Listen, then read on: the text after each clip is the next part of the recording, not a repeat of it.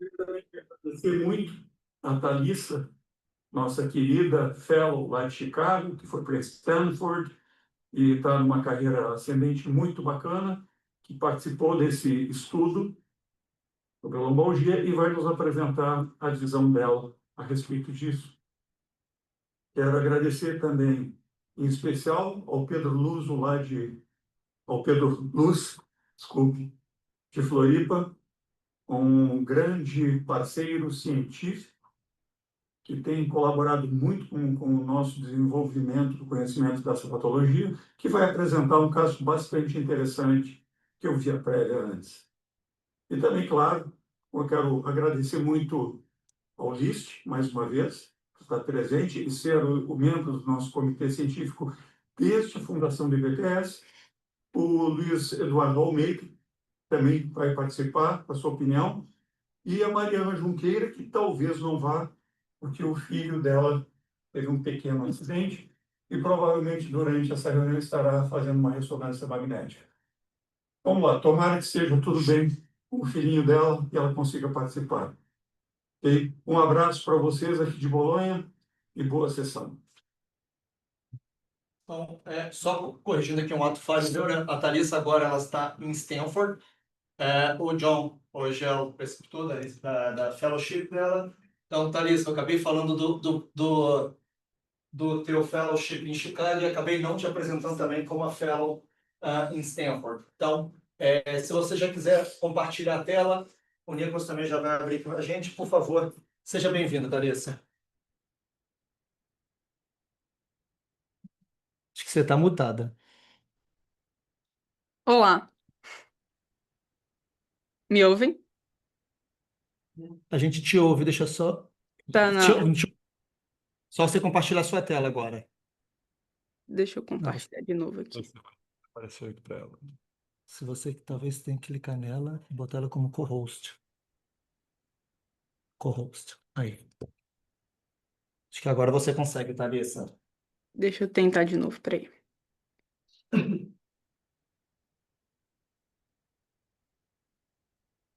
Estão vendo minha tela? Sim. Você tem que abaixar aí.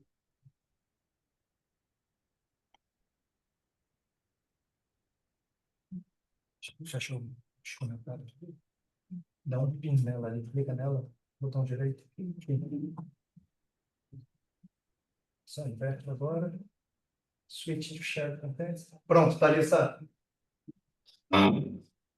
Beleza, obrigada. Bom, obrigada pelo convite, é um prazer estar aqui com vocês.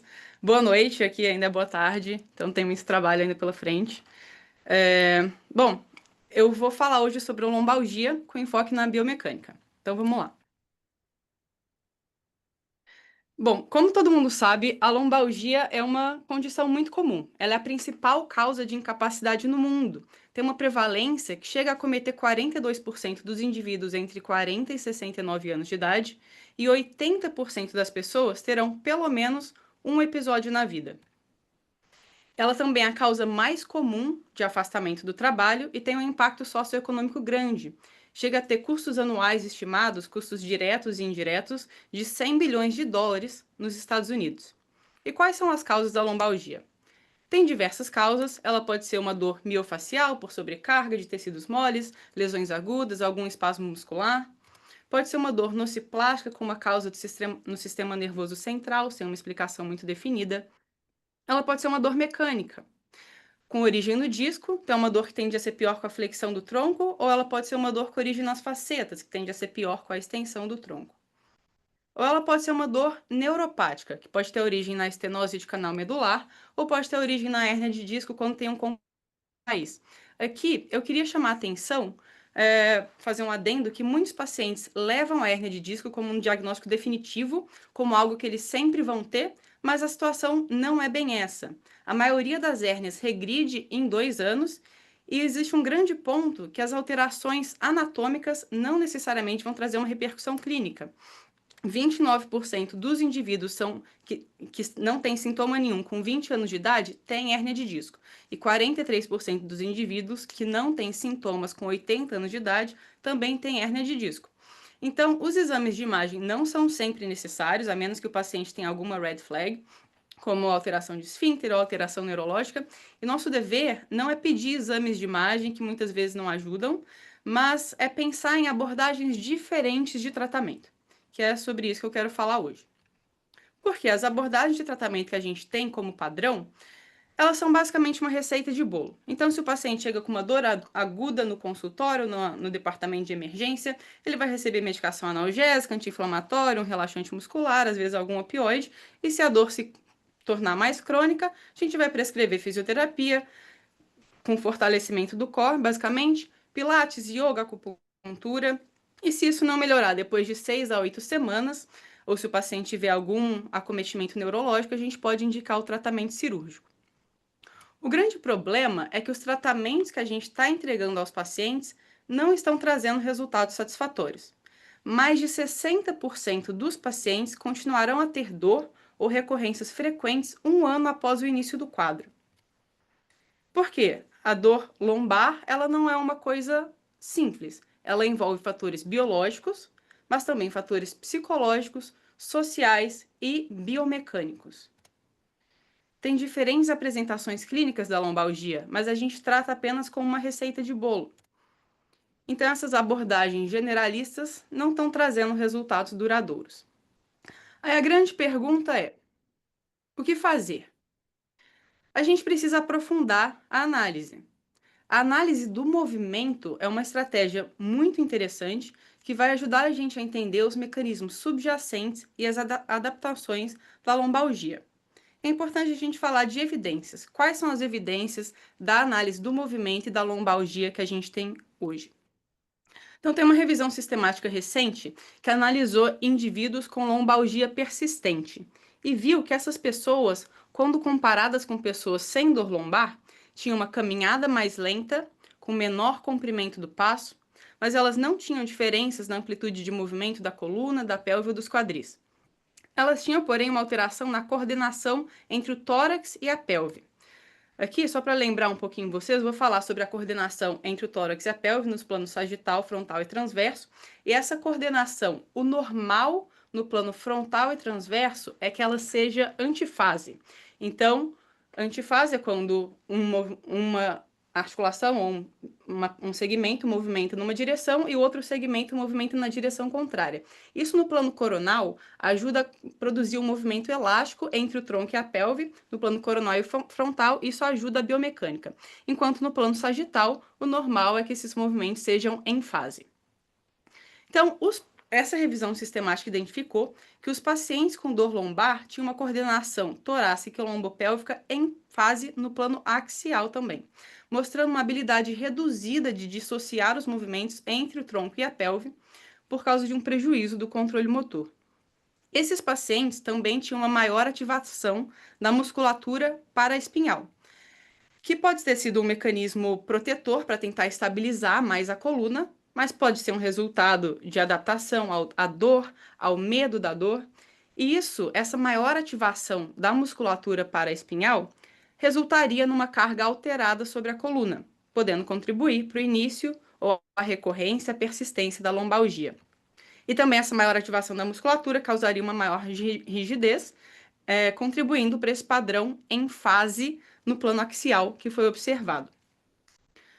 Tudo isso contribui, todas essas alterações biomecânicas contribuem para gerar a lombalgia. E a própria lombalgia vai gerar mecanismos adaptativos que vão gerar mais alterações biomecânicas, e isso fica um ciclo difícil de quebrar, a menos que a gente interfira.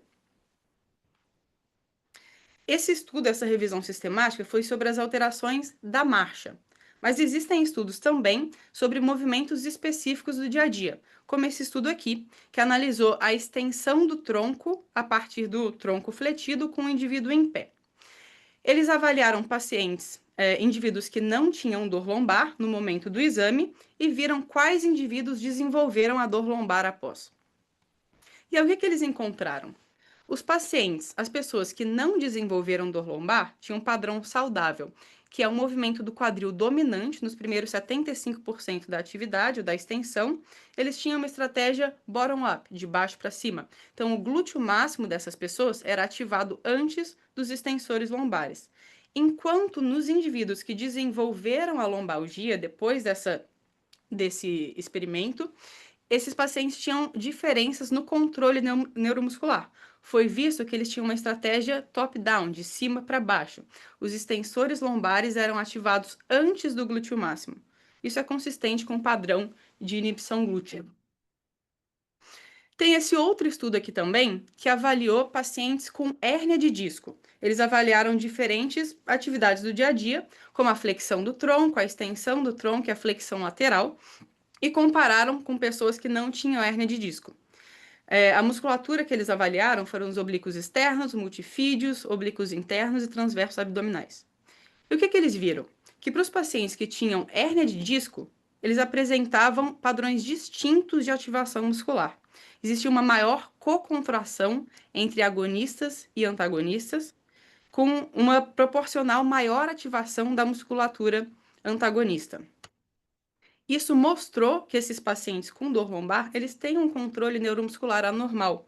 E esse desequilíbrio na ativação da musculatura do tronco é muito importante, porque ele significa que vai ter uma redução dos mecanismos protetores da coluna, que vai ter um impacto na estabilidade da coluna, ultimamente podendo levar à recorrência da hérnia de disco. Um outro estudo randomizado analisou como a intervenção com um biofeedback pode mudar os padrões de movimentação lombopélvica e a postura. Então, foi um estudo randomizado que pegou pacientes que receberam orientações padronizadas de tratamento e comparou com pacientes que receberam um biofeedback a partir de sensores de movimento colocados na região lombar e eletromiografia de superfície também. Essa tecnologia serviu como base para as orientações médicas, para orientar exercícios específicos para esses pacientes, e também esses pacientes no dia a dia, eles recebiam notificações em tempo real a partir dos movimentos que eles faziam. E eles poderiam prestar atenção em cada movimento. E o que esse estudo observou foi que os pacientes do grupo do biofeedback tiveram melhores resultados clínicos, com melhora da dor e limitação às atividades, do que os pacientes do grupo controle que receberam as orientações padronizadas. E esses resultados foram duradouros, até 12 meses após a intervenção. Então, isso mostrou o poder da intervenção sobre a biomecânica dos pacientes. Então, a análise do movimento trouxe evidências sobre a biomecânica dos pacientes com lombalgia.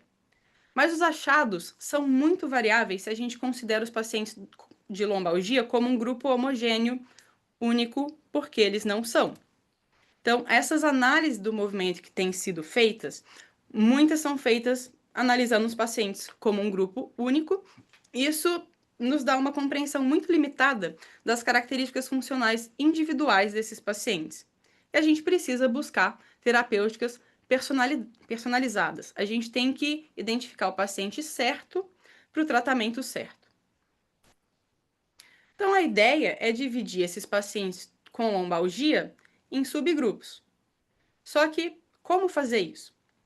Então, um estudo mais antigo, de 2007, analisou basicamente que movimentos causariam a dor e que movimentos melhorariam a dor, o tipo de sintomas que os pacientes tinham, o arco de movimento da coluna, do quadril e algum sintoma de instabilidade.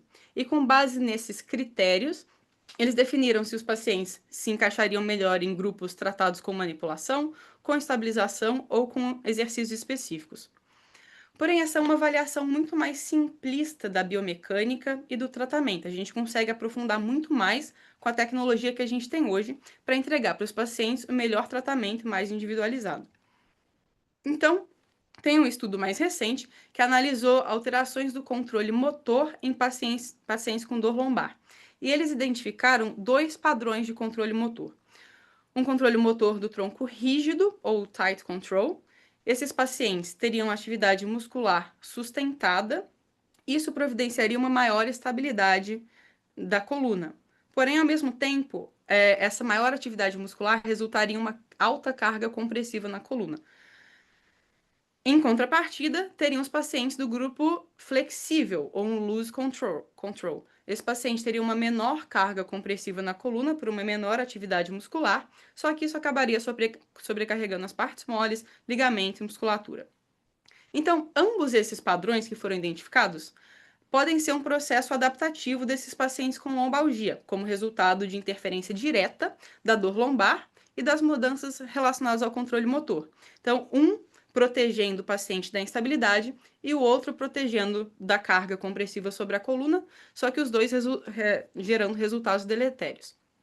Mas esse estudo identificou 2 biotipos, 2 fenótipos diferentes, sugerindo a necessidade de intervenção específica para cada um desses grupos. E a gente foi mais além.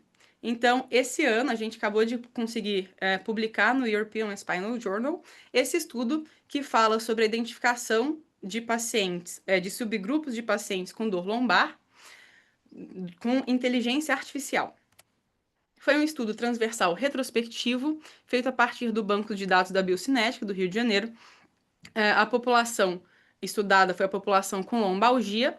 Foram incluídos pacientes com dor lombar aguda ou crônica e não teve restrição quanto à idade, sexo, IMC, diagnóstico patoanatômico. E foram excluídos pacientes que tinham alguma condição neurológica ou condições reumatológicas que pudessem afetar a marcha. Foi feita a análise tridimensional da marcha e testes físicos de força do quadril e do tronco e avaliação passiva da amplitude de movimento. E aí a gente usou a inteligência artificial para identificar subgrupos desses pacientes com lombalgia através da análise de marcha. Os parâmetros analisados foram a coordenação pelve-tronco, e aí a gente considerou os pacientes em antifase ou em fase, nos planos sagital, frontal e transverso, e também foram analisados ângulos médios do tronco e da pelve e amplitude de movimento. E o que a gente encontrou? Nós encontramos 5 subgrupos diferentes dentro desse grande grupo, que é o grupo dos pacientes com lombalgia. Das 24 variáveis que foram analisadas, 21 tiveram diferenças estatisticamente significantes entre esses 5 grupos. Teve diferenças também entre parâmetros demográficos desses grupos, então a idade, IMC, distribuição de sexo foram diferentes entre os grupos, e também teve diferenças na amplitude de movimento passiva dos quadris. E falando um pouquinho mais a fundo de cada grupo, começar falando do perfil 1, foi o perfil que a gente chamou de tronco fletido. Então, esses pacientes tinham uma maior flexão do tronco, o que aumenta o risco de patologia do disco por estar comprimindo mais os discos intervertebrais nessa posição.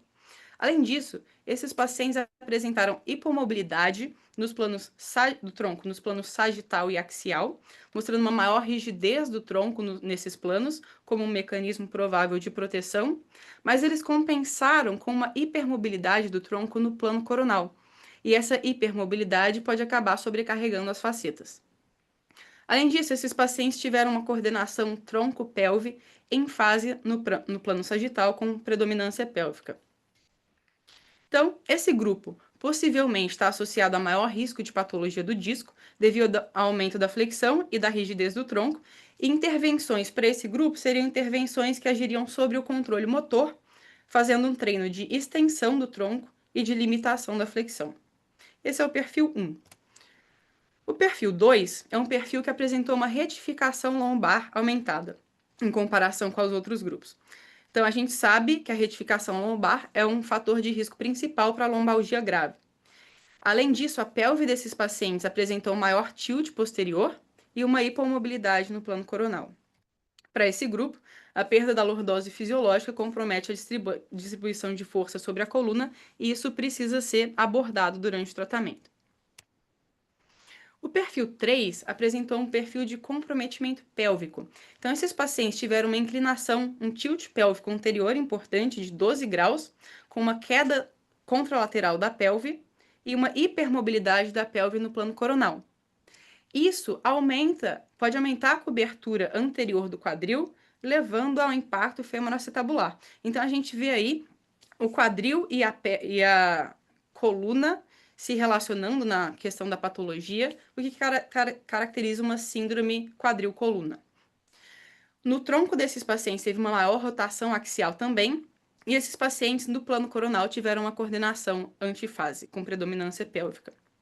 Então, aqui a gente viu que a inclinação excessiva e a queda contralateral da pelve podem predispor a patologias do quadril, como o impacto, na síndrome quadril-coluna, e é preciso tratar os dois, talvez com foco mais na pelve do que no tronco. O perfil 4 foi um perfil com extensão e rotação excessiva do tronco, que é o contrário do perfil 1, que teve a maior flexão do tronco. Então, no perfil 4, foi visto que o tronco teve uma maior extensão, com hipomobilidade no plano coronal e hipermobilidade no plano axial. A extensão maior pode ter sido uma estratégia motora para diminuir a compressão dos discos, mas acaba comprometendo mais as facetas. A coordenação tronco-pélvico foi uma coordenação em fase no plano sagital, com dominância do tronco, também ao contrário do perfil 1, que teve uma dominância da pelve. Então, as intervenções do perfil 4 são basicamente as intervenções contrárias às do perfil 1. Esse grupo está sobrecarregando mais as articulações das facetas na região posterior. Então, o que a gente tem que fazer é fazer um treino de flexão do tronco e limitação da extensão. Essa é a ideia principal aqui. E por último, o perfil 5, que mostrou um controle axial rígido. Esses pacientes tiveram uma coordenação entre o tronco e a pelve em fase importante, nos planos coronal e axial, então mostrando um padrão anormal de coordenação entre o tronco e a pelve. E esses pacientes tinham uma redução da mobilidade do quadril passiva. A gente acredita que essa redução da mobilidade do quadril pode ter contribuído para maior rigidez, menor dissociação entre o tronco e a pelve, levando a esse movimento em fase. E esses pacientes também tiveram um componente antifase, com predominância pélvica no plano sagital, mostrando um controle anormal também. Além disso, esses pacientes tiveram uma hipermobilidade do tronco no plano coronal, além da rotação ipsilateral aumentada da pelve, hipermobilidade no plano sagital e hipomobilidade no plano coronal da pelve.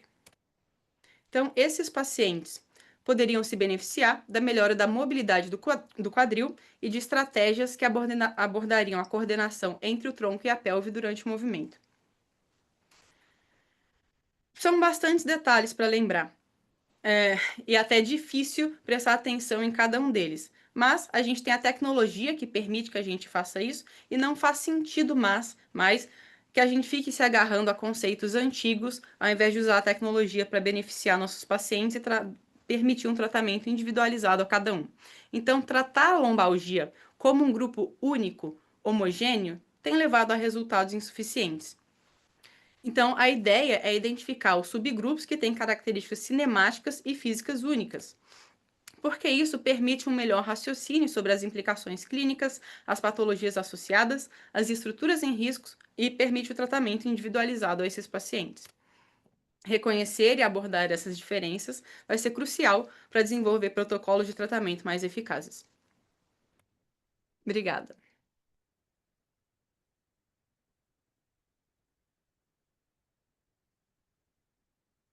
Bom, gostaria de agradecer a Thalissa por essa baita aula. Esse trabalho a gente já começou tem uns 2 anos, né, Thalissa? Você estava ainda em Chicago quando a gente começou. Como vocês podem ver, não é uma coisa muito simples, tá? Realmente, eu acho que desse trabalho de todos de inteligência artificial que a gente fez nos últimos anos, esse foi um dos mais complexos. Principalmente porque as alterações são muito sensíveis. Eu lembro que desde quando o artigo estava submetido e o Léo pediu, tenta botar uns videozinhos que sejam mais fáceis do pessoal ver as alterações. Só que são alterações discretas de marcha. Quando a gente olhou estatisticamente, ela tem um tamanho de efeito muito grande, mas visualmente difícil. Não é tão simples você ver uma coordenação alterada, a não ser quando a gente pega aquele paciente super durão, né? Tipo eu, um espondilite anquilosante que não mexe nada. Então, esse foi um desafio grande, e um desafio dentro do conceito do IBTS, que é mudar a forma que a gente tem de entender os conceitos, como que a gente colocar a biomecânica no contexto do tratamento, não tratando a biomecânica como a causa ou a mais importante, mas mudando a forma que a gente via antes a biomecânica, de entender que o que importa é a biomecânica da lombalgia.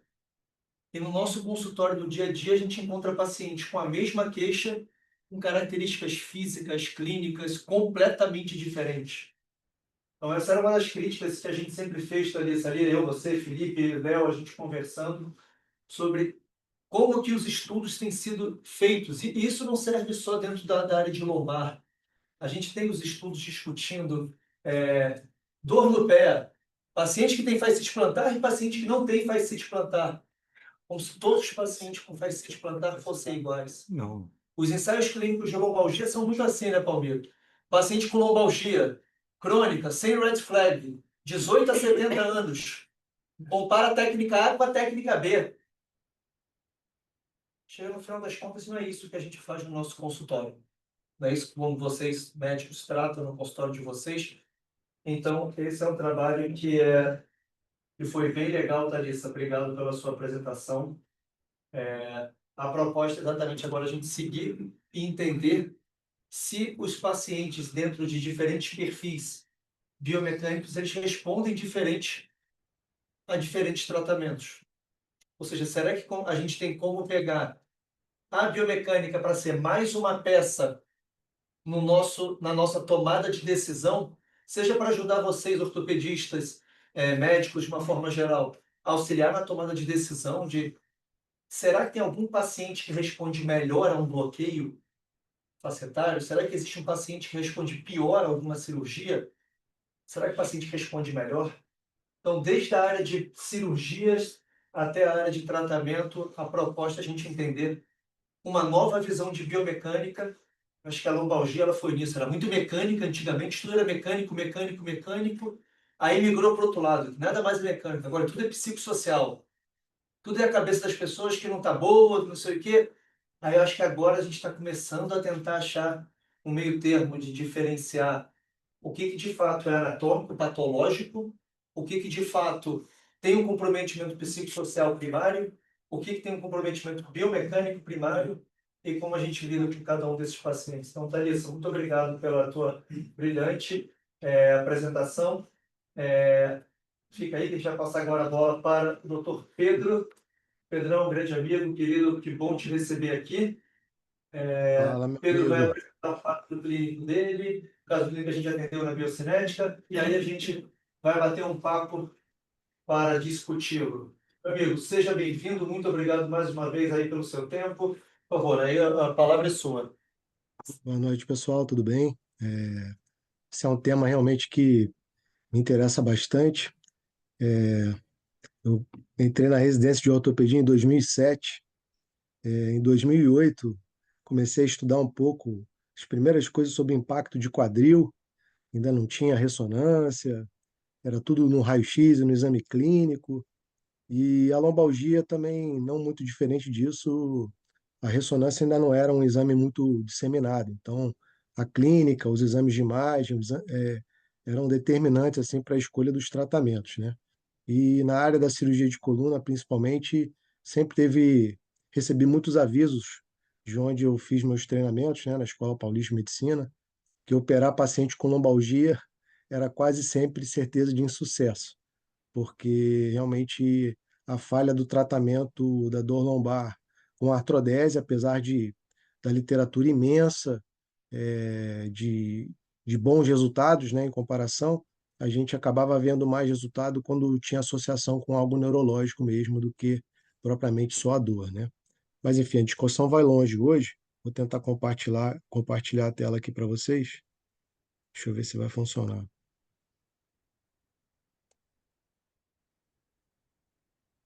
Aqui.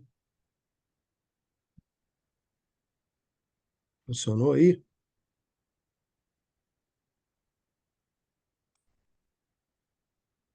Acho que não, né?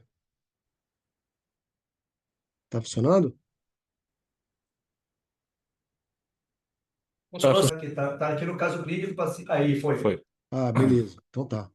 Então, só para me apresentar, eu sou o Dr. Pedro Luiz, sou ortopedista, cirurgião de coluna, trabalho aqui em Florianópolis, Santa Catarina, na clínica Orto e Co.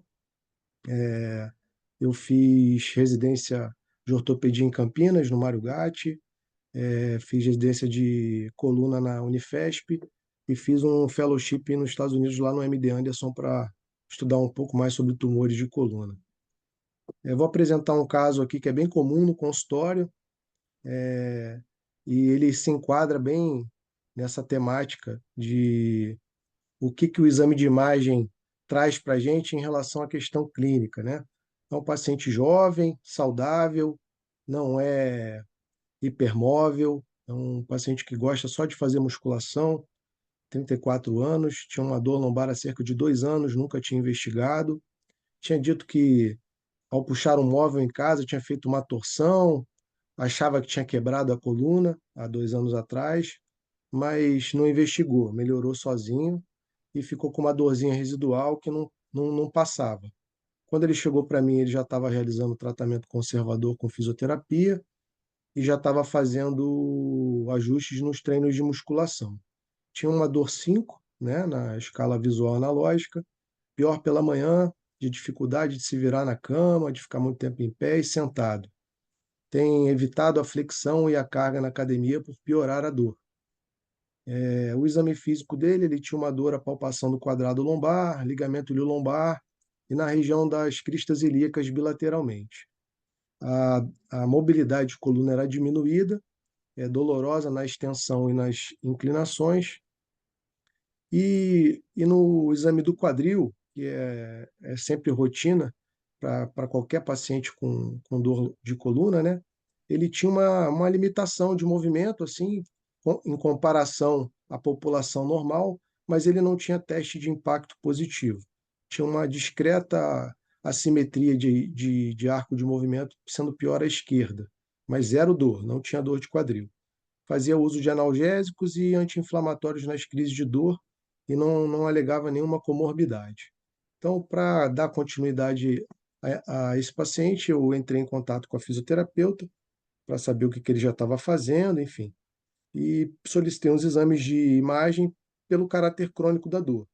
Na minha rotina em lombalgia, eu tenho o hábito de pedir sempre radiografias da coluna e da bacia e radiografias dinâmicas da coluna, para avaliar algum grau de instabilidade, né? Então, esse é a radiografia em AP e perfil desse paciente. A gente já percebe que em L5-S1 existe uma falha de fusão aqui, né? Uma lesão no istmo aqui, e aqui uma falha aqui também no arco posterior, né?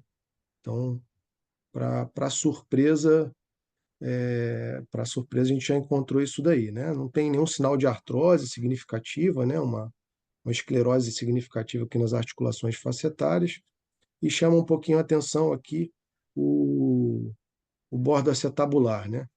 Um pouquinho mais esclerótico. Radiografia dinâmica, ele não tem uma piora dessa espondilolistese, né? Mas se a gente reparar aqui o foramen, parece que ele abre um pouco na flexão, né? Então aqui muda um pouco essa dinâmica do arco posterior, aqui parece mais fechado e aqui um pouco mais, aqui mais fechado, aqui um pouco mais aberto. Aqui eu sempre gosto de pedir as panorâmicas para a gente poder analisar essa questão do equilíbrio sagital, né? Ele tinha uma discreta escoliose, um tronco relativamente compensado, com uma inclinação pélvica aqui e um desequilíbrio sagital negativo. Nada muito grave, mas já tinha algumas alterações aí de equilíbrio de tronco. Para o laudo, né, veio exatamente isso, equilíbrio sagital negativo, uma retificação da lordose cervical compensatória, osteófitos incipientes nas cabeças femorais, com redução dos espaços, esclerose dos tetos acetabulares. E essa milimetragem aqui da hemipelve esquerda em 14 milímetros. Aqui o exame de ressonância magnética no nível L4, L5, ele já tinha uma discopatia leve, não tinha nenhum sinal inflamatório no disco, nenhum sinal inflamatório de elementos posteriores, né? Faceta aqui sem hipersinal, ligamento aqui posterior também não tinha nada muito significativo. E na ressonância magnética, o nível L5-S1, apesar de no laudo estar normal, ele tem um leve hipersinal aqui na área de espondilólise. Então, pela análise que a gente fazia mais ou menos 15 anos atrás, quando eu ainda estava na residência de coluna, isso realmente poderia ser uma causa da dor dele e muito provavelmente ele poderia até ser submetido a um procedimento cirúrgico pelo caráter crônico da dor, né, refratário a tratamento, enfim. E, e muito pouco da análise mecânica talvez seria levado em consideração, porque como a gente encontrou um defeito, né, a gente como cirurgião, pelo menos na época que eu fiz o treinamento, a gente tinha uma tendência a corrigir esse defeito, né? Graças a Deus as coisas evoluíram, né? Aqui até no laudo ele fala de uma estenose foraminal bilateral. Isso aqui para mim é uma redução significativa, pouco significativa.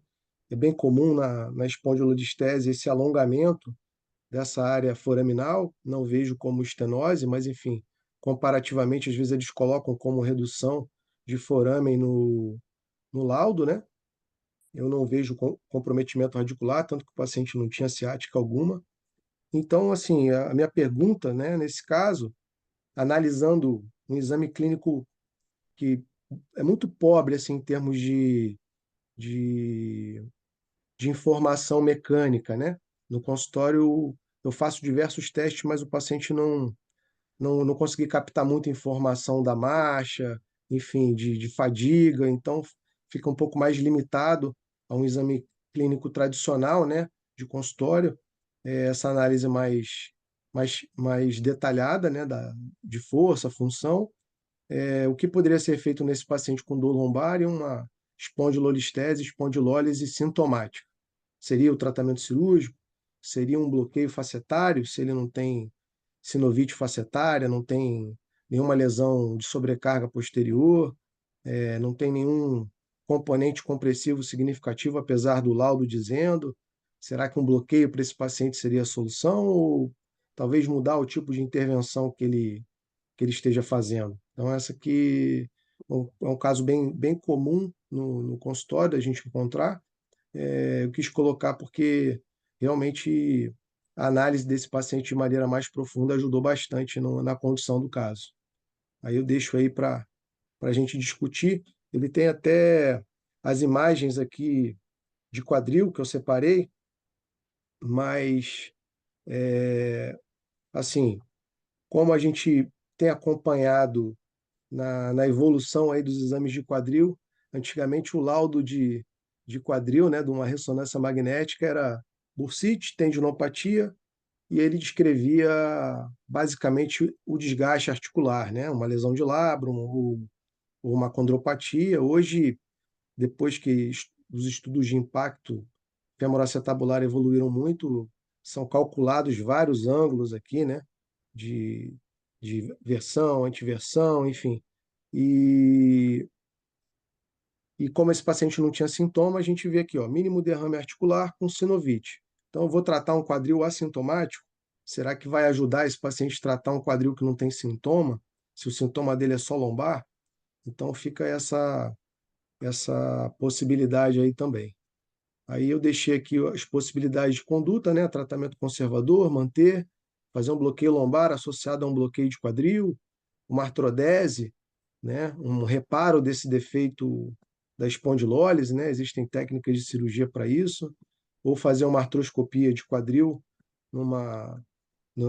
nesse impacto assintomático, né? A gente sabe que tem essa questão aí. Aí a gente vai entrar aí na discussão do laudo biocinético e aí a gente pode concluir depois aí, Gustavo.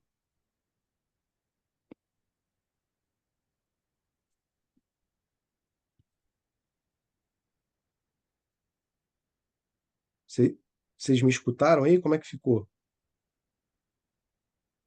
Stop share. Pedro, ficou ótimo, deu para te ouvir bem. Tá. Super claro. Vou chamar aqui agora o Dr. Luiz. Cara, dá para ouvir, vai ficar bem daqui. Dá para ouvir bem. É um perfil de paciente que você costuma encontrar também no consultório? Como é que são suas condutas em relação a esse perfil? Boa noite a todos aí. Parabéns pela apresentação da Thalissa e do Pedro até agora. Esse tipo de paciente é um tipo de paciente que é comum no consultório, né? Um paciente que chega com esse quadro dessa dor lombar mais crônica, né? Aí 2 anos aí de evolução, né? Assim, o quadro dele, né? Até o Pedro pode discutir isso aí junto, mas um quadro, né, dessa dor matinal, né, esse quadro mais arrastado que antes de ver o exame, né, eu pensaria até alguma discopatia um pouquinho mais característica, assim, né, antes de ver o exame, né, pelo quadro mais arrastado, né. Mas você vê que quando, pela idade do paciente, com um exame, né, que tem uma espondilólise que realmente chama atenção, mas até por conta desse edema também, né, que não seria um edema 2 anos de evolução, ter aquele edema na ressonância, às vezes não é tão comum, né? Mas ver um quadro desse com um disco ainda com uma boa altura, apesar dessa espondilólise, né, um disco ainda hidratado e um quadro de dor que não responde, eu acho que a gente tem que pensar em algumas outras causas para conseguir raciocinar. Eu tenho entrado aí na seara aí da biomecânica, vai dar mais informação num quadro que, né, a princípio, a gente tem um pouco de discopatia, tem uma espondilólise, tem uma alteração no quadril. Você vê que está vendo tudo está falando, mostrando que tem alguma coisa para a gente pensar mais, né? Que está tudo interligado, né? Mas esse é um paciente que você não operaria ele nesse primeiro momento. Inicialmente, não. Sim. Tentaria conversar com o fisioterapeuta, entender o que ele estava fazendo, talvez mudar alguma coisa e tentar um tratamento, pelo menos aí uns 6 meses, 8 meses, e entender qual é a resposta do paciente. Tá, Luiz. Obrigado. List, você nos ouve aí, List? List está aí, né? Se o List ele saiu para a cirurgia. List, espera, List, você consegue... List, tudo bem? Em relação a esse quadro, esse paciente assintomático, que na ressonância magnética aparece ali com um bumpzinho, com um impacto femoral acetabular. Acho que era até. Deixa eu Oi, voltar. tá me ouvindo aí, Gustavo? Eu tenho, Pim. Tá.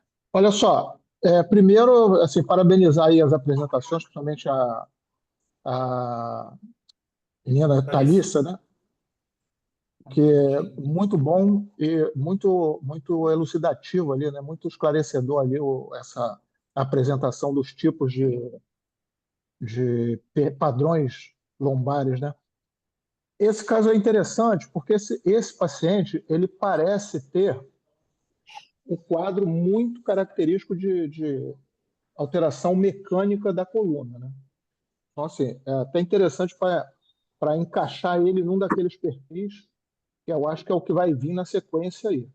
Tá? Agora, com relação ao fêmur, aos quadris, não me pareceu, pelo que o Pedro colocou, que seria uma coisa assim, pouco significativa. Ele parece que tem uma deformidade femoral já um pouco pronunciada. Tá? Ele não tem ainda artrose. Vou até aumentar um pouquinho aqui a imagem, agora que eu estou vendo o AP. Cara, ele já tem um grau de artrose, já tem uma deformidade mista, e que isso certamente ele pode não estar sentindo, tá? Mas isso está trazendo repercussões mecânicas para os quadris. Tá? E isso acaba confundindo com o problema lombar. E esses casos que eu acho assim, que eu fico olhando e falo assim, pô, o paciente tem um problema na coluna, a clínica dele é da coluna, a gente já viu que tem um problema na coluna, mas ele tem também um problema nos quadris, que outros pacientes operam esse problema. Então, assim, ele pode não estar sentindo, mas ele tem alguma coisa que pode ser significativa para o tratamento dele. Aí eu uso as informações que vêm do exame da biomecânica. Se esses quadris eles tiverem uma determinada característica mecânica, aí eu já fico pensando numa solução cirúrgica. Se ele não tiver determinadas características, aí a gente pensa no tratamento conservador. Por enquanto, eu ia ficar por aqui. Então, Ixi, uma das possibilidades, né, que eu coloquei ali foi a situação do bloqueio concomitante, né, da coluna de um quadril, para você tentar modular um pouco essa resposta à dor, né, na coluna, e eventualmente um ácido hialurônico bilateral ali, com um bloqueio. Os quadris, você está falando? Para tentar. Não, mas o Pedro, o que eu estou falando é Mas que esse paciente. eu vejo que hoje tem uma epidemia de bloqueios, né? Então eu prefiro tentar entender primeiro o que está acontecendo para poder indicar melhor, sabe? Isso, não, mas esse que eu estou querendo dizer é que esse paciente que tem a síndrome de impacto assim característica, que igual esse que a gente vê, às vezes ele tem uma alteração biomecânica característica. Aí eu tenho já Uhum.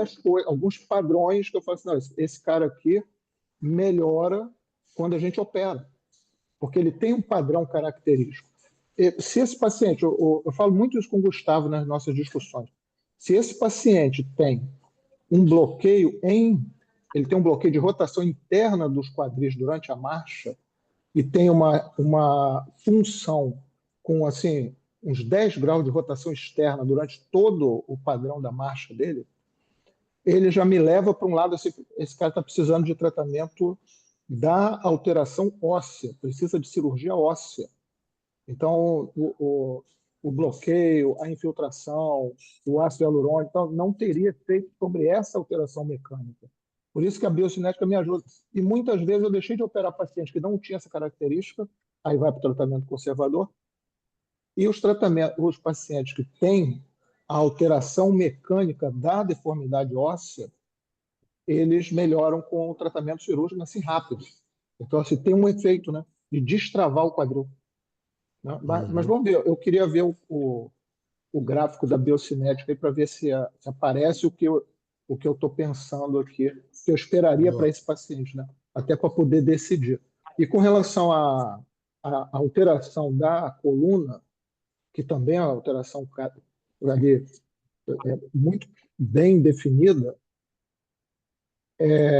eu queria entender qual é o padrão daqueles 5 padrões que esse paciente vai apresentar, até para poder ver se está batendo com o que eu estou entendendo aqui desses padrões, como eles foram apresentados. Legal, Boa. Liz. Bom, então vamos seguir então para a parte biocinética. Eu vou apresentar os resultados, vou jogar a bola para vocês já aqui. Tá? Pode botar no place. Qual é o primeiro laudo aí?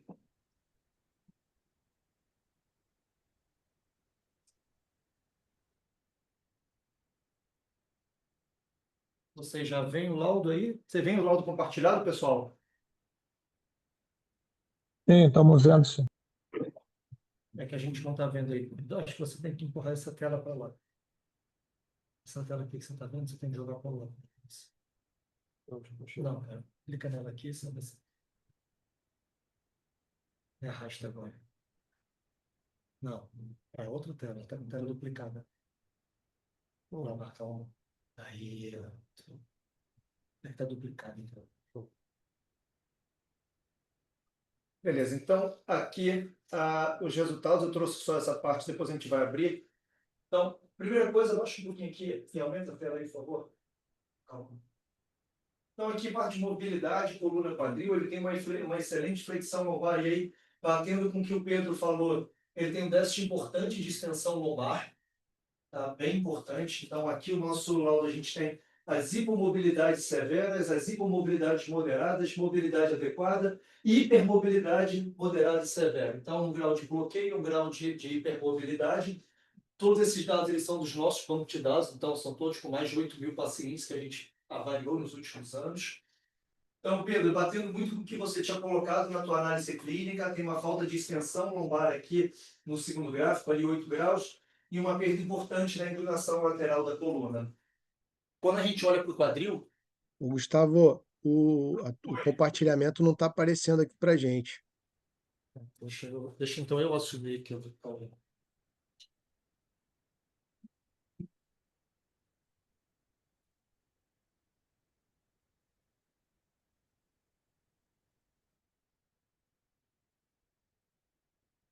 Deixa eu mudar a tela que está compartilhada. Agora foi?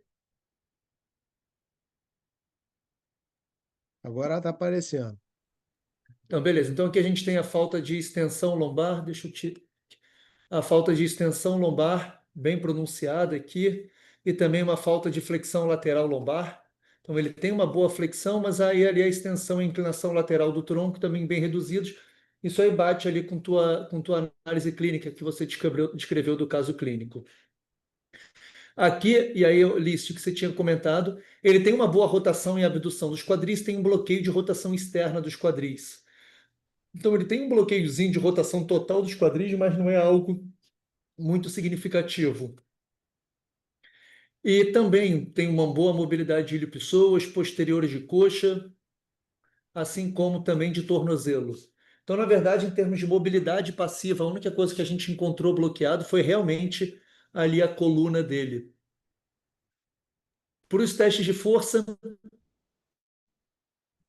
o que a gente encontrou, ele é um paciente bem forte, então tanto abdutores quanto adutores de quadril, também flexores do quadril, extensores do quadril, bem forte, simétrico. Pedro, batendo muito com o que você tinha, deixa eu botar aqui também, pessoal, com o que você tinha falado, ele não tem nenhum padrão de fraqueza acentuada em indimídio, né, o que justificaria ali alguma radiculopatia, alguma alteração mais neurológica.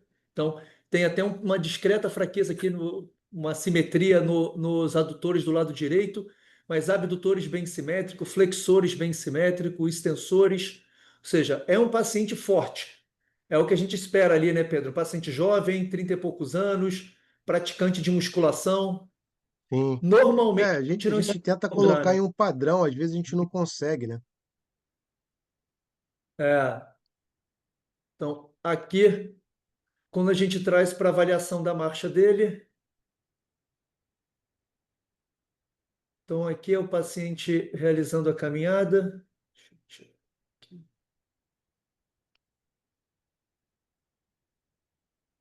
É um paciente jovem, a gente não espera encontrar nenhuma alteração tão simples de serem utilizados, são simples de serem visíveis a olho nu. E aí a gente começa a interpretar os gráficos dele. Então, primeira coisa, Pedro, que você comentou, ele tem uma escoliosezinha, né? Então, isso aqui, deixa eu botar o gráfico aqui.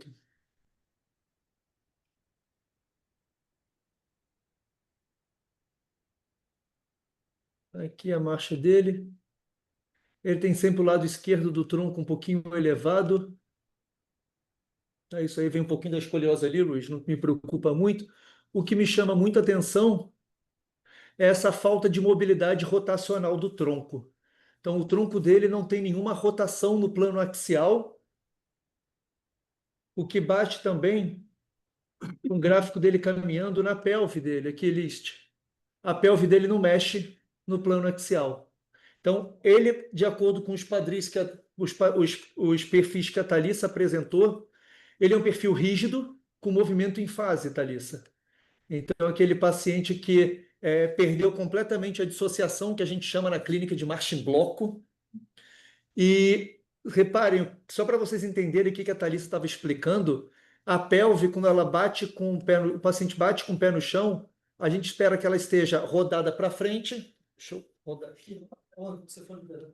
Meu pescoço não me ajuda, então eu não posso ficar de costas para vocês, senão eu não consigo mexer. Então a pelve está assim, quando ela anda, a pelve faz esse movimento de rotação. Então, o que acontece com esse paciente? Repare, em vez de ele fazer um formato em U da pelve dele, ele fica hipomóvel e até uma curvinha para cima. Coloca aqui, Cauã, no tronco, ó, clica aqui. Eu quero que vocês reparem como é que o formato, bota ali em rotação, por favor. Como é que o formato dessa curva da rotação do tronco, ela é para cima, deveria ser o contrário. E as curvas dele estão exatamente iguais. As duas andam, que a gente chama em fase. Quando uma mexe para cima, a outra mexe para cima. Quando a outra mexe para baixo, que nada mais é do que na clínica a gente vê o paciente andando em bloco no plano axial. E hipomóvel. Então, o que significa essa marcha em bloco hipomóvel? Bom, isso pode ser alguma alteração anatômica. O paciente já começa a ter aqueles sinais de artrose, perda de mobilidade. Vocês veem bem esses pacientes. Não pareceu ser o padrão dele, né, Luiz, pelos exames? Então, parece que realmente esse paciente ele tem uma alteração de marcha em bloco, já provavelmente ali em proteção, ele tem perda importante de mobilidade. E aí vem o quadril dele. Quadril dele, por favor. Ah, não, desculpa. Bota na pelve de novo e bota no drop pelve. A Elist também ele tem uma perda de mobilidade da pelve no plano coronal. Ou seja, ele tem realmente um padrão, Thalissa, no que você apresentou, de pelve hipomóvel e tronco hipomóvel. Tá? Aquele padrão, o tight control, que você mostrou antes, com a marcha completamente em fase. Tá? Esse paciente, todos os questionários dele, tanto aí o pessoal da fisioterapia, o Start Back, quanto os questionários de cinesiofobia deram muito baixos. Deram muito baixos. Então, não é aquele paciente cinesiofóbico que se adapta andando em bloco porque tem medo de se mexer, entra naquela questão de tudo tem medo, acho que a coluna vai quebrar. Não é muito esse perfil de paciente, pelo contrário. Faz musculação, superativo, só que agora está restrito. É essa a tua percepção também, Pedro? Desse Sim, paciente? exatamente. O cara ele queria dar um fim a essa dor dele que estava atrapalhando no treino, estava tirando a paz dele toda manhã, né? Ele não chegava a acordar com dor, mas acordava dolorido, né, cara? Aquele perfil até de você pensar em algum grau de reumatismo, que é aquela dor e rigidez matinal, né? O cara acordava com bastante dor. Legal. E agora, por fim, vamos ver o quadril dele. Então, acho que os pontos que o Liz comentou são bem interessantes. Ali, olhando para a coxa femoral dele, Liz, ele tem uma perda de extensão terminal somente do quadril, mas não é aquele Pouquíssima coisa, né? muito discreto. Por que é importante a gente ver perda de extensão? Isso é um sinal, é o primeiro sinal de que aquela artrose que o Liz viu, ela está biomecanicamente visível. Só que, normalmente, os pacientes que têm um perfil de artrose, ela fica acima de 0 grau, ou seja, parece que a artrose não está tão influenciando ainda, né, List? Agora, quando a gente Isso, coloca isso. a rotação do quadril dele, o quadril é completamente rodado externo. Que é exatamente o perfil que É, você falou. List. É esse é o aquele... perfil que se encaixa com um paciente que precisa de alguma coisa cirúrgica. Mas não é assim, também não é 100% assim. Mas é um perfil que Então, já me inclinaria mais para isso. a abdução do quadril, por favor. Por favor. E também faz abdução. Oi, alguém falou alguma coisa? Então, Pedro, caso desse paciente tem extensão de quadril, ou seja, não parece que tem uma artrose do quadril dele, não é importante. Pedro anda em abdução e rotação externa do quadril, que é um sinal ali bem característico de proteção do impacto, mas não tem perda de mobilidade passiva de maneira tão significativa. Pode ser aquele perfil de impacto hipermóvel, né? Não hipomóvel totalmente, que é mais comum em mulher, mas a gente encontra em homens também. E Uhum. tem um problema muito claro na coluna dele, tá? A lombopélvica dele, principalmente bacia, Pedro, não tem movimento nenhum. Ele não tem movimento e parece ter alguma alteração já de perda de mobilidade. Aí, se isso é causa ou consequência, a gente nunca vai saber falar. A gente faz um Gustavo, exame. Gustavo, deixa eu fazer uma pergunta. Está ouvindo aí? Estou vendo. Deixa eu fazer uma pergunta. Quando essas duas, no início do ciclo da marcha ali, quando as duas linhas dos quadris estão para cima, em adução, né? Isso significa como se fosse um Trendelenburger, não é isso? É isso aí.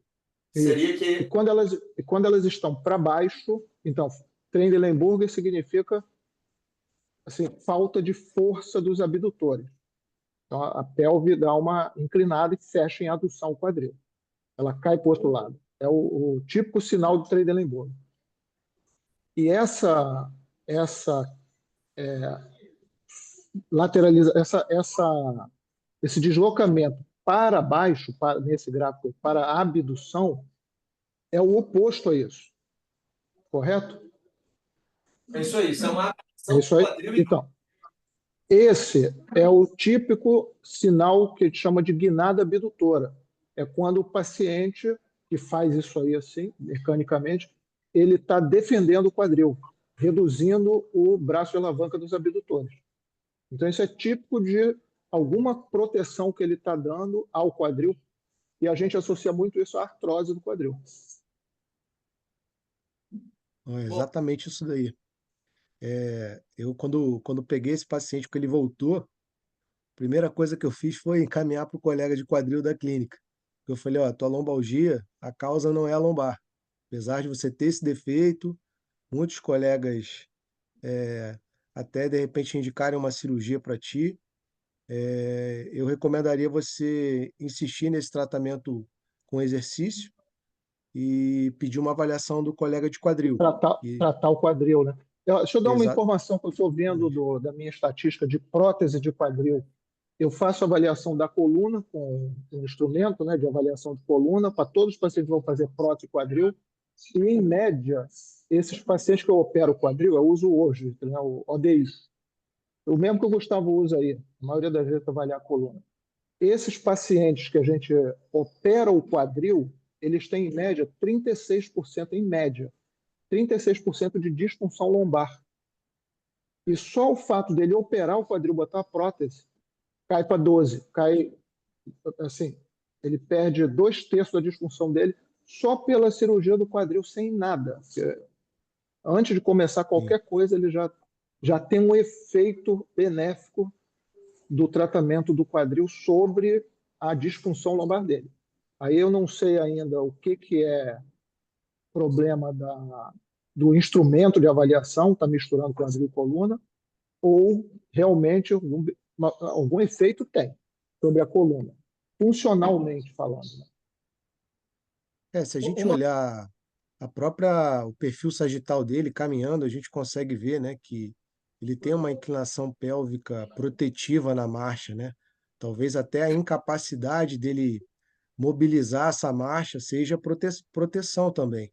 Quando a gente tem uma espondilolistese, né, ou paciente com uma hiperlordose, a gente pode fazer essa inclinação excessiva e pode ter sido até o fator causal para gerar esse impacto nesse paciente ao longo do desenvolvimento dele, mas a gente nunca vai saber. A gente só vai ter que interpretar os dados atuais dele para poder tomar a melhor decisão possível, né? Porque hoje, né, como a Thalissa mostrou na apresentação dela, é uma epidemia de gasto, né, desnecessário. Então, pô, você indicar uma prótese de quadril, pô, que não estava na hora, ou até uma vídeo, você indicar uma artrodese 5.1 nesse paciente e, pô, não resolver é frustrante para quem está buscando resultado, né? Para quem quer deixar o paciente satisfeito. Então, eu acho que esse exame ele vem exatamente para elucidar essas dúvidas desses pacientes, porque esse paciente em si ele passa a ser uma exceção, né? Então, tem vários grupos que são exceções, que não tem aquele encurtamento muscular para o cara tratar e ficar bom, que não tem aquela fraqueza glútea para ele fortalecer e ficar bom. E tem paciente que a gente fica, tá, esse cara não tem nada demais, e aí, o que que a gente faz? Porque ele tem isso, Pedro, tem só aquilo, para que caminho que a gente vai seguir aqui. Então, principalmente nesses casos de lombalgia refratária, que já fizeram muitos tratamentos, esse exame passa a ser uma ferramenta fundamental, né? Porque às vezes o cara tem uma lombalgia refratária e não tem nada nos exames que a gente se emociona. Mas às vezes ele dá o azar de achar uma coisa significativa. E, e dando o azar de pegar também um colega que não tem essa visão, ele pode entrar num ciclo de cirurgia sem resolução do problema e complicação do caso, né? um segundo ponto que eu acho que eu queria trazer a Thalissa um pouco. Essa relação da síndrome quadril-coluna, ela está voltando muito à tona hoje em dia, o que é legal, porque a gente tem desenvolvido ferramentas que são mais específicas para a gente começar a entender as alterações. E agora, um ponto que chama atenção, e a gente vê na clínica, é que muitos pacientes que têm um problema na coluna, eles têm no quadril, por exemplo, tem um trabalho mostrando que mais de 60% dos pacientes que têm uma artrose do quadril cursam com lombalgia junto. O grande lance é, quando se pega esse paciente com impacto femoroacetabular, Thalissa, a gente acabou de publicar, você liderou 2 belíssimos artigos, um foi publicado esse mês passado no Chronicle Journal Sport Medicine, o outro a gente espera que seja agora aceito na artrose, que o primeiro está nas últimas aí, que a gente encontrou que, mesmo depois da cirurgia de correção do impacto, a osteoplastia que o List faz lá, e fica bonitinho a ressonância, muitos pacientes, na verdade, a média, estamos aí do trabalho de agachamento e do trabalho de marcha pré-pós-cirúrgico de impacto.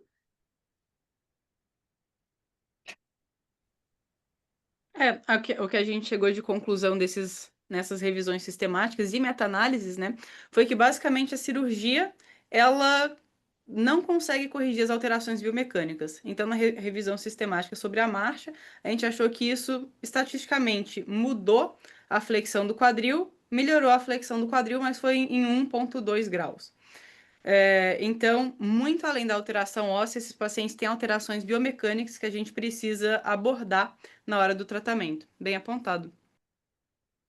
Isso é legal, que é o que a gente faz hoje, a importância da físio, e principalmente esses pacientes que cursam com lombalgia junto, Pedro. A gente tem isso no lista, a gente tem alguns pacientes que a gente acompanha que, às vezes, assim, o paciente melhora a beça, mas aí a rotação dele continua, às vezes, bloqueada, ele continua andando. Biomecanicamente, ele não mudou. Ele melhorou sintomatologia, ele melhorou ali o exame de imagem, só que ali ele continua ainda com uma biomecânica que, talvez para o quadril tenha melhorado, mas para a coluna ele continua, às vezes, para sair com mobilidade, Pedro, que a gente viu nesse paciente, mesmo que só funcional. Né? Porque, por exemplo, você imagina um paciente aí com uma artrose de joelho, que o cara tá enrolando para operar há 10 anos, um cara com a prótese de quadril para fazer há 5, 6 anos, claudicando, rígido. Imagina todo o conjunto muscular, fáscia, controle lombopélvico, esse cara tá todo desequilibrado. Então, por mais que você faça uma artroplastia, pô, super bem feita, ele não tem parâmetros ali que demora tempos, né? Eu fiz um trabalho com um paciente de estenose de canal aqui, com rigidez de pessoas, cara, de ter que soltar o pessoas, fazer bloqueios seriados para o cara conseguir tentar voltar a andar um pouco melhor, porque ele ficou uns 2 anos e meio com déficit claudicando até operar. Então tem casos assim de rigidez extremas, né? Que às vezes eu chamo até ajuda de um fisiatra para me ajudar na avaliação, para conseguir melhorar a mecânica do paciente, porque às vezes, por melhor que o fisioterapeuta seja, as estratégias, devido a essa rigidez crônica, né? Quem trabalha, fisioterapeuta que trabalha com fáscia sabe, tem coisa que não solta fácil não, cara. Então, assim, aquela coisa, às vezes é melhor até a gente ter um parâmetro, né? Que nem o Lish falou de, cara, esse paciente aqui, ele pode até não, não tentar várias medidas assim, mas eu vejo que esse paciente ele vai ficar melhor operando, porque senão você cronifica uma coisa que você poderia resolver antes daquele negócio cronificar, né? E às vezes com um procedimento super simples, né? Uma infiltração, um bloqueio, uma vídeo, né? Seja de coluna, seja de quadril, né? Fica um paciente às vezes que tem lá uma hérnia gigante, que ele causa vários parâmetros de limitação para o paciente, mas ele não tem déficit, aí ele não quer operar, aí fica aquela dificuldade, aquela dor que não vai embora. Então, isso a gente também tem que pesar, tanto a mão para a mão conservadora, né, quando for o caso, mas também entender que um distúrbio de movimento prolongado também vai causar alteração. Tanto que tem paciente que às vezes tem uma estenose moderada de canal, faz uma artroplastia de quadril, fica ótimo do quadril e a estenose começa a pegar, começa a claudicar por conta da dor neuropática, né? Porque muda completamente o parâmetro pélvico e aí aquela estenose que tinha uma certa acomodação ali muda o parâmetro de adaptação e o paciente passa a ter outros sintomas, né? Legal, eu queria trazer o Luiz. Gustavo, isso aí que o Pedro e a Thalissa falaram é exatamente o que eu vejo na prática também, mas esse caso desse paciente aí, ele é um pouco fora do padrão, né? Porque esse paciente é muito forte, muito jovem, forte, e um problema muito claro na coluna, nos quadris, então ele é todo muito assim, cheio de Difícil. comemorativos, né? Não, mas é um paciente que ele tem um problema claro na coluna, claro no quadril, e é muito forte. Então, ele é um ponto Uhum. fora da curva. O que a gente vê mais na prática são pacientes que têm déficit de força, têm as suas alterações mecânicas que são detectadas e corrigidas. Aí ele melhora. Mesmo que não faça cirurgia, então, ele melhora alguma coisa. Tá? Então, a gente vê, tanto que a gente, às vezes, opera paciente com problema bilateral do quadril, opera um quadril, o outro vai bem e ele melhora tratando conservadoramente, porque tem muita coisa para melhorar biomecanicamente, todo mundo tem. Né? Poucos Uhum. pacientes não têm alguma coisa para melhorar do ponto de vista biomecânico. Aí, quando faz uma avaliação, você detecta e vai em cima ali, vai melhorar. Alguma coisa vai melhorar.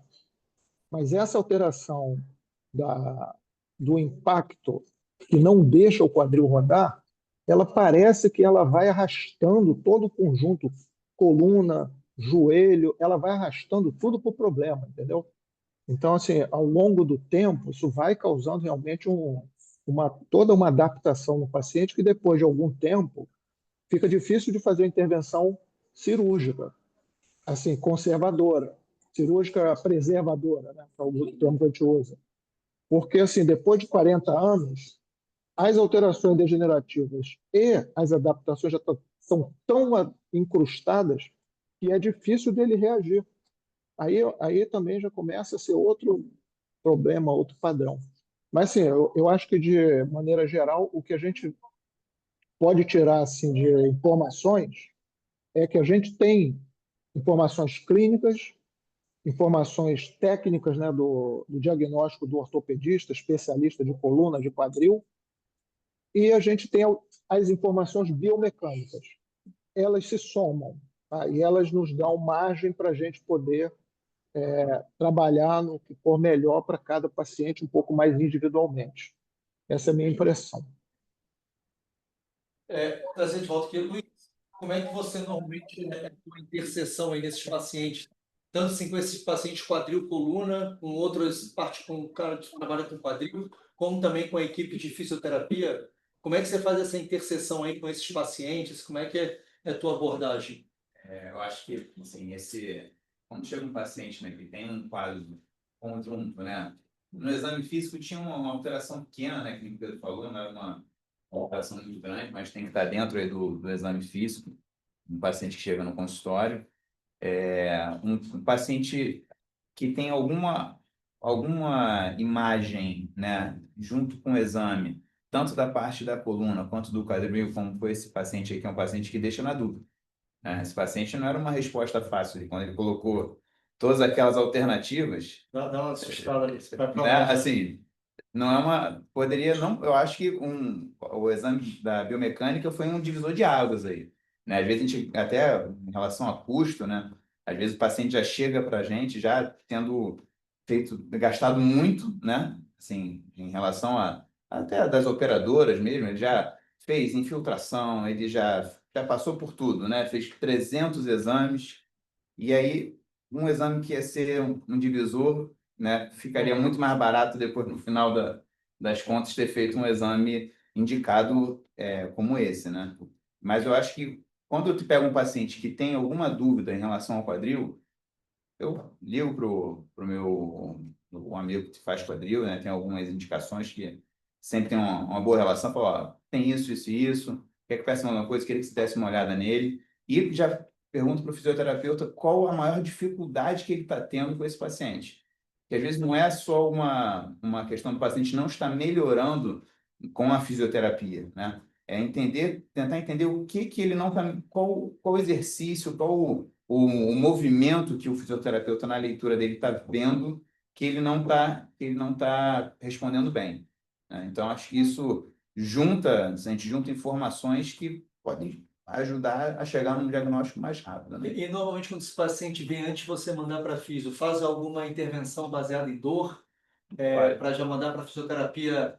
Ele estava com quadro 5 em dor, mas já assim, com bastante queixa ali de estar se compensando inteiro, bem bloqueado. Eu faço um tratamento básico com analgésico, anti-inflamatório, tá? Para melhorar, né, a dor do paciente, mas eu não faço nenhum tipo de tratamento minimamente invasivo para dor antes de eu ter mais dados que me digam que tudo ali pode realmente melhorar.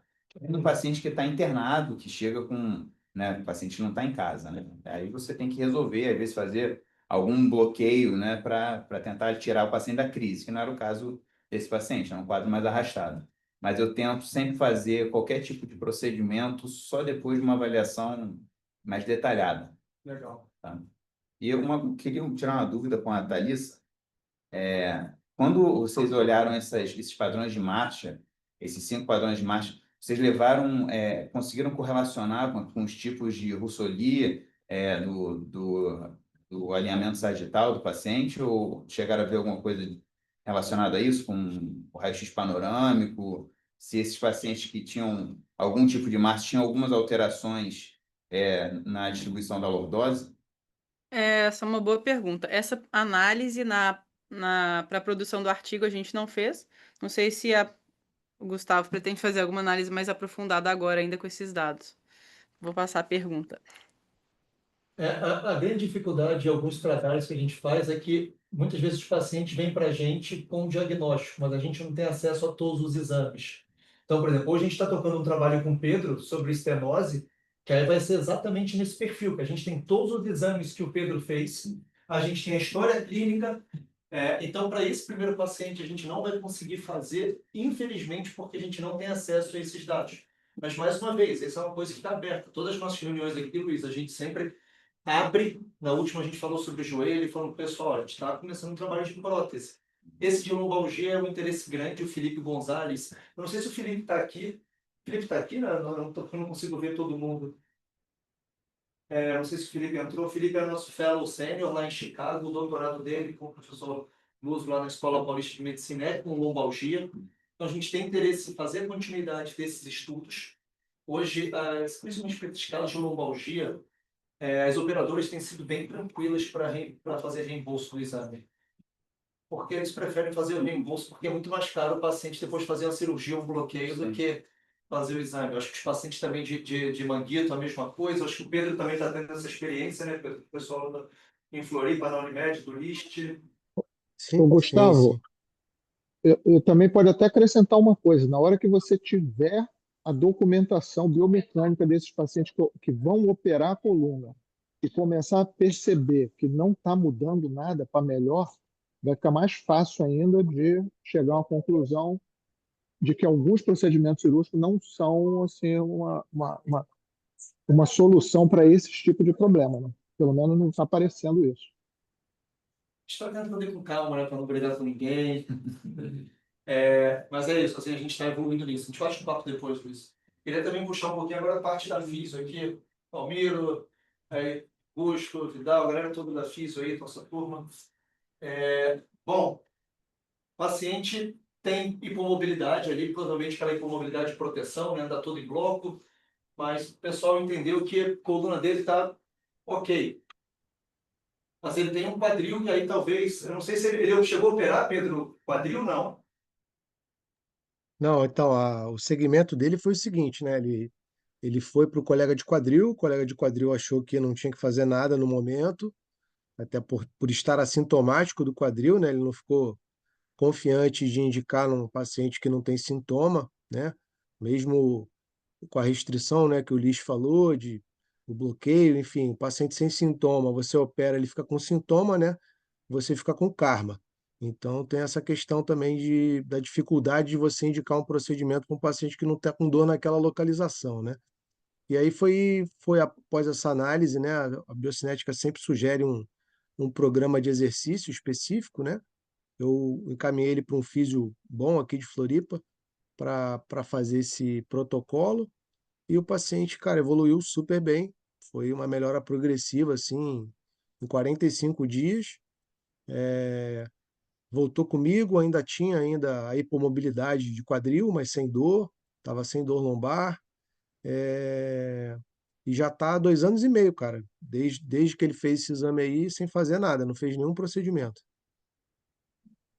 Bom, paciente hipomóvel com impacto, não tem dor no quadril. Aí será que se a gente der mobilidade nessa lombar dele, ele começa a fazer um movimento, o quadril aumenta? E como é que é a abordagem de vocês nesse paciente? Acho que daria para começar alguma coisa de terapia manual, mas bem suave, e o foco ia ter que ser exercícios para ele. Mais controle muscular. Controle neuromuscular. Porque também não dá para ir, tem uma instabilidade lá, né? Tem uma instabilidade anatômica. Histórica, né? Então, acho que não fazer nada drástico, eu acho que ia nessa linha aí, mas Porque é legal, essas hipomobilidades, às vezes que a gente vê, elas são reativas à instabilidade, né? sim. O paciente é instável anatomicamente, e o que ele faz funcionalmente, ele compensa, né? Faz a contração de tudo. Aí o pessoal adora da terapia manual, porque tá ali, né? Duro. Daria ali, cápsula anterior, né? Sempre responde bem, né? As ações, quadril. Legal fazer algumas coisas mais suaves, né? Só. Augusto. Estou pensando também nessa melhora de dissociação do tronco. Ele subia lá para cima um pouquinho, para a distância, ganhando baixo para base, mas acho que eu não conversaria com o terapeuta manual, mas eu pensaria bastante nesse tronco. Acho que sim. Voltar a ter dissociação dele, né? Alguém, alguma coisa um pouco diferente? Fala, Rafa. Doutor Rafael fazendo o papel do paciente. O cara, pelo visto, gosta de malhar, gosta de fazer bastante atividade física. Vocês restringiriam alguma coisa para ele? Sei lá, algum exercício que ele não pode fazer, não pode correr, alguma coisa assim nesse sentido? Tem uma espondilolistese ali. Restringe a hiperextensão, não restringe. Eu acho que nesse momento, né, ele até no gráfico de vocês, ele tem uma limitação da extensão lombar, né? Sim. Sim, por dor também da espondilólise, acredito que tem um pouco de edema na ressonância. Então, acho que o principal dele, quadril, mas anda junto nessas articulações que são próximas, elas estão sempre relacionadas. Eu começaria, nesse início, eu orientaria ele a não fazer um movimento com um grande arco de movimento de extensão. Não dá para malhar daquele jeito, Rafa. Pegar aqueles 25 quilos de bíceps, fazer uma lombar junto com a coluna. Acho Esse aí vai ter que segurar. Faça um tudão num aparelho só, né? Pô, eu também penso um pouco assim, nesse começo, no né? início, depois melhorando. A gente vai ter que voltar esse movimento em algum momento, né? Ele é natural. Mas aí o grande Mas lance- ele perdeu o medo. exatamente. Até porque esses pacientes são interessantes, porque uma das causas desse paciente muitas vezes entrando em flexo é porque ele vai perdendo extensão. Sim. Como ele perde extensão, ele vai se aproximando ali, o nosso corpo não gosta muito de extremos de mobilidade, né? Então ele sempre se encaixa no meio da amplitude de movimento que ele tem.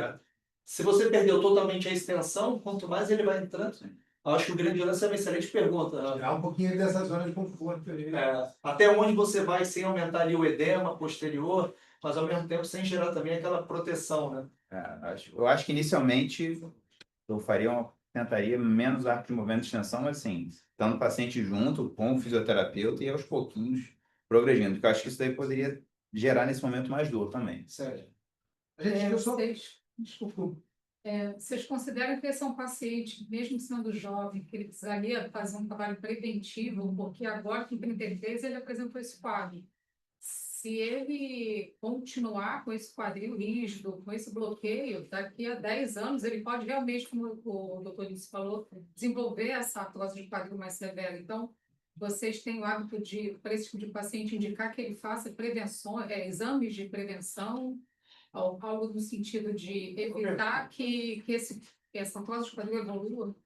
Hoje a gente sabe que os marcadores biomecânicos, eles são muito claros para artrose de quadril. Talvez a artrose de quadril e joelho é uma das coisas na ortopedia que a gente tem mais estudo biomecânico.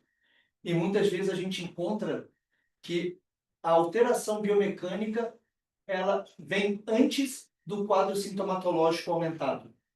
Então, sim, a gente consegue acompanhar esse paciente para exatamente falar, olha, esse paciente está evoluindo com perda de extensão de quadril, que é o marcador primário. Ou falar, esse paciente está reduzindo mais esse quadril.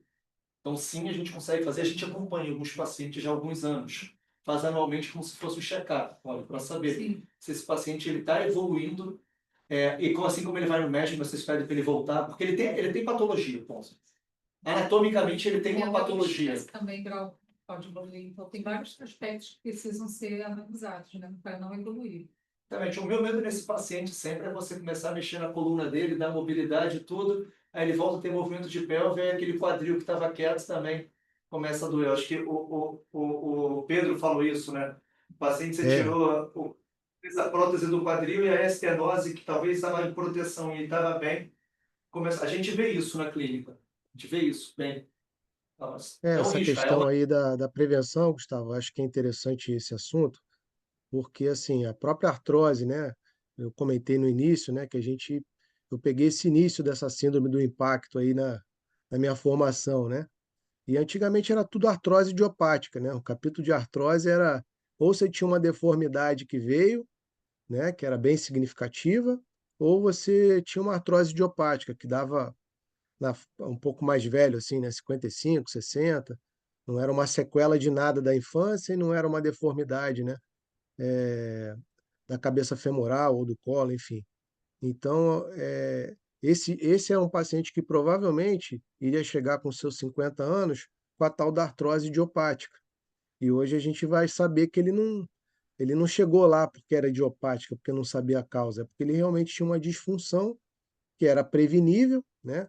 Ou a gente pode pensar assim, né, que com um trabalho de prevenção, com exercícios e tudo mais, ele pode chegar lá com 55, quando ele estaria praticamente sem cabeça do fêmur, ele vai chegar lá com desgaste dos, sim, um pouco mais do que um cara que não tem essas alterações, sim, mas provavelmente talvez não para uma prótese, entendeu? Então eu acho que tanto na artrose de quadril, de joelho, coluna, né, a discopatia degenerativa, né? Por que aquela hérnia apareceu ali? Porque algum motivo levou ela para lá. Tem a questão ambiental, questão genética, mas a gente sabe que são padrões de movimento que se repetem, né? A gente vê o filho copiar o pai, a filha copiar a mãe, os padrões de movimento, né? O tipo de atividade que a pessoa desenvolve e faz, tudo isso vai influenciar no que a gente vai poder atuar, né? Como profissionais do movimento, digamos assim, né? Legal. Que caso bacana que você escolheu, hein, Pedro? Que caso Isso aí legal. foi bom, cara, foi bom. E agora a gente tem que pegar esse artigo da Thalissa aí e estudar, né? Porque tem muita coisa legal ali. A gente está dando continuidade nisso sempre. Bom, mais uma reunião muito legal, um caso muito interessante, é muito orgulho para a gente ter médicos ortopedistas que não, em sua formação, não têm de origem uma leitura da biomecânica e do movimento, cada vez usando mais no seu dia a dia, a interpretação do movimento para a tomada de decisão. É uma coisa que a gente que olha o movimento todo dia, a gente fica muito orgulhoso. Agradecer a Thalissa pela super aula, muito clara, muito objetiva. Os padrões biomecânicos, Thalissa, eles não são fáceis mesmo, né? A gente ficou muito tempo discutindo a interpretação. Ainda estamos iniciando uma compreensão mais profunda do ponto de vista científico, mas são padrões que a gente vê na prática. A gente vê muito claramente na prática. E, obviamente, a gente sempre conta com a ajuda de todo mundo, porque vocês têm uma experiência no outro lado, que é achar esses padrões e resolver esses padrões. Então, esse feedback de vocês sempre é muito bacana. Liz, mais uma vez, muito obrigado pela sua participação. Que bom que você conseguiu, pelo menos, entrar online, né? Daí ficou aí, acabou que não deu tempo de chegar, mas foi super bacana a sua visão sobre quadril. Pedro, obrigado pelo caso. Luiz, mais uma vez, obrigado por vir no teu aí, largar o consultório, organizar, deixar a família em casa e vir para cá prestigiar o nosso evento. A participação foi 10. Para quem depois quiser também conhecer o Luiz aqui, ele está sempre aqui com a gente, aqui nos eventos de Luna. Thalissa, aproveita aí Stanford. Agora tá na Califórnia, né? Largou Chicago. Agora que o tempo está começando a ficar melhor aqui. Gustavo, obrigada pelo convite, foi uma excelente discussão de todos aí. Obrigada ao Pedro pelo caso, um caso muito interessante. E a espondilólise, espondilolistese é uma condição que a gente vê muito na ortopedia pediátrica. E é inclusive isso que eu estava discutindo com o meu chefe aqui, o John Vorris. Ele teve que sair, mas a gente estava discutindo hoje de manhã sobre estudos que possam investigar melhor a biomecânica desses pacientes com espondilolistese, porque eles recebem mesmo a receita de bolo, que é basicamente o afastamento das atividades que causam dor, e, se não melhorar, depois de alguns meses, partir para o tratamento cirúrgico. E são pacientes muito jovens e muito ativos que costumam ter esses sintomas. Então, foi um caso interessantíssimo que o Pedro trouxe, e me faz ficar curiosa para ver estudos aprofundando na biomecânica desses pacientes. Obrigada ao BTS pelo convite, eu fico muito feliz de estar participando e continuando com essa parceria. Obrigada. Bom, pessoal, mais uma vez, obrigado a todos pela presença. Em breve a gente manda a mensagem do próximo clube, agora em julho, e até a próxima. Boa noite a todos, gente.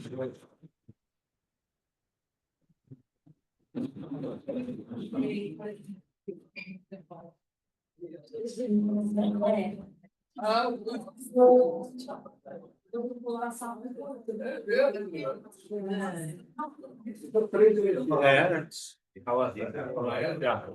Os dois partes, tá?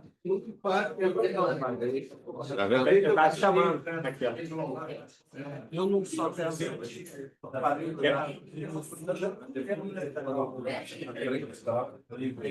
não perdeu a linha. Vai levar essa avaliaçãozinha lá.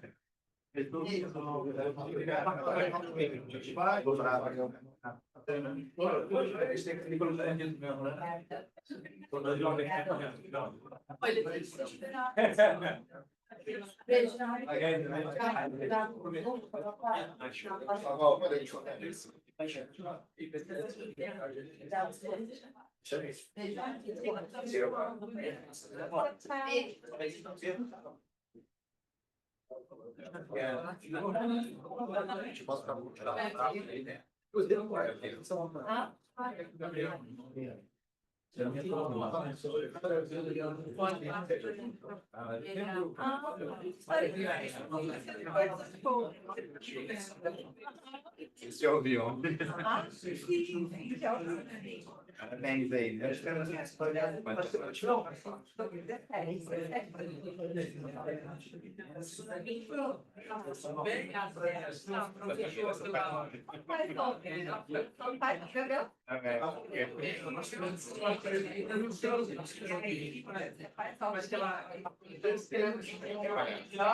Ai, meu pai.